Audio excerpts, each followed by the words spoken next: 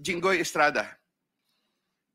I have known Senator Jinggoy Ejercito Estrada since I met Senator Jinggoy Estrada through the social circles of Senator Bong Revilla.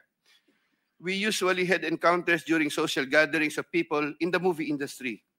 We developed a close relationship. Sometime in 2010, when I was Assistant Regional Director of DPW's Region 4A, Senator Jinggoy was backing me to become a regional director. When I failed to become a regional director, I applied for the position of city engineer, and Senator Jinggoy was one of those who recommended me. When he was incarcerated, I would visit him, but sometimes together with then City Mayor Joseph Erap Estrada. Sometime in 2023, Senator Jinggoy requested Secretary Bonoan through me for projects worth 500 million. Secretary Bonoan agreed to give 450 million for the DPW's NCR building, which Yuse Cabral included in the NEP for 2024 with an 18% commitment for Senator Jinggoy. Senator Jinggoy called me sometime in the third quarter of 2024 and asked me to request the amount of 1 billion from Sec Bonoan.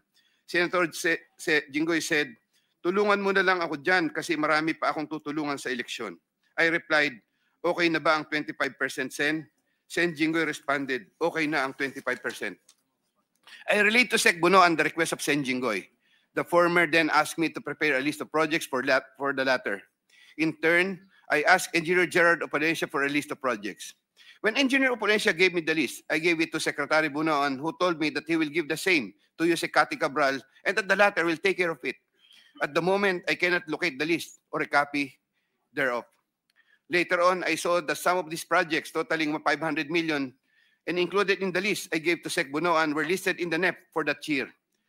These projects, as appearing in the NEP, are enumerated in a list here to attach as Annex I hereof.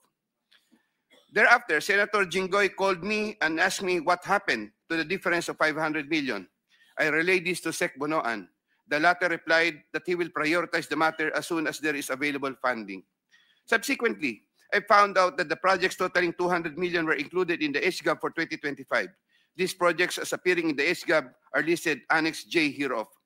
However, Senator Jinggoy called me again for the difference of 300 million to complete the 1 billion project value that was requested. During the BICAM, projects worth 750 million were again included in the projects to eventually form part of the 2025 GAA.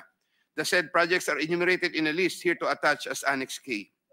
The total budget for the projects which appeared in the 2025 GAA is approximately 1.45 billion, more or less.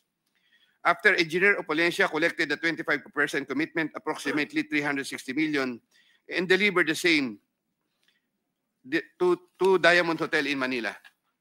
Thereafter, I tasked my driver to deliver the boxes to Sen Jinggoy at the Archaga building in San Juan City.